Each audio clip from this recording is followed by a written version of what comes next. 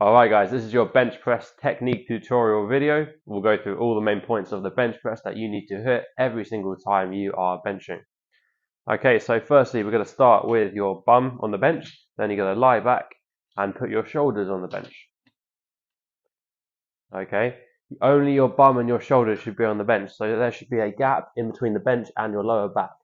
Okay, you should be able to put your hand there and actually feel the gap and put your hand there.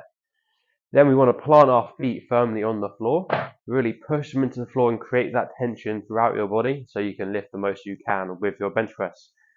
In terms of the bar position on the rack, you want to have the bar directly above your eyes. So Lily's eyes are here, she's looking straight up at the bar. Okay? And then with our hand position, we want to make sure that she's touching the bar on an equal distance away. Okay? So we don't want to have one hand here, one hand here. Okay, the bar's going to be wonky. Right, just make sure before every single set that you've got your hands in the right position. In terms of your width, there's a few different ways you can do it. Okay, when you're just doing a regular bench press, we just want a natural, regular grip. Okay, so we don't want a hand super wide. We want to be allowed to. We want to have the bar come all the way to our chest. If your hands are too wide, you're likely not be able to get the bar to your chest because you won't be mobile enough. Okay, that will also take the pressure off our triceps. So if our hands are super wide, it's more of your chest. If they're super narrow, it's more of your triceps. So we want to be in the middle. Okay, but main thing is make sure your hands are the same distance each side. Then we also want to have our shoulders pinned back and down.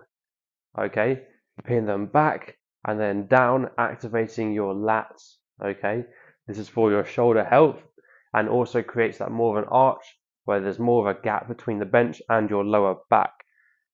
Okay, now Lily's going to show us 5 reps here of the bench press.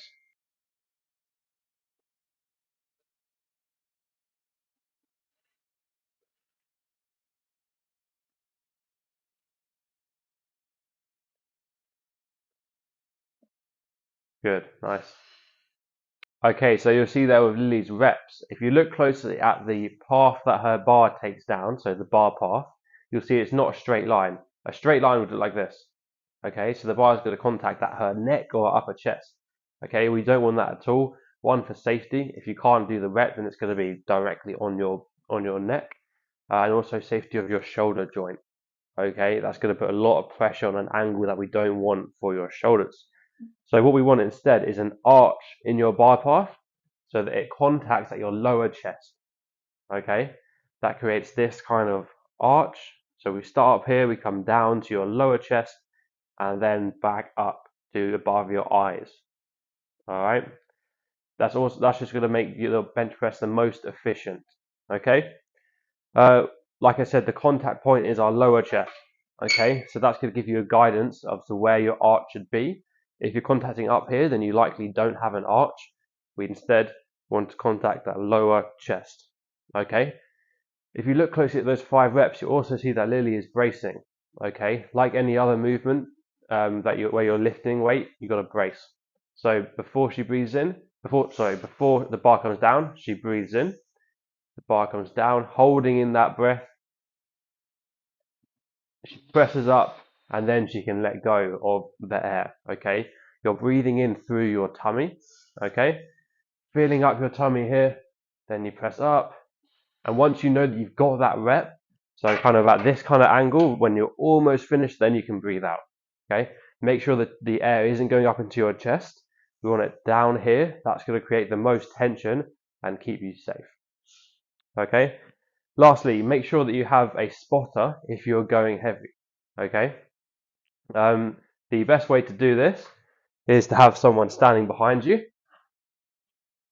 Now, you can ask them to help you lift the bar off the rack as well, where you put one hand this way, one hand this way, and you pull up. And then if they go for the rep and fail this one, so Lily's stuck here now, and she can't get up, I'm going to put one hand facing this way, one hand facing this way, and pull the bar up. Okay? Make sure that if you ask someone to spot, they know what they're doing.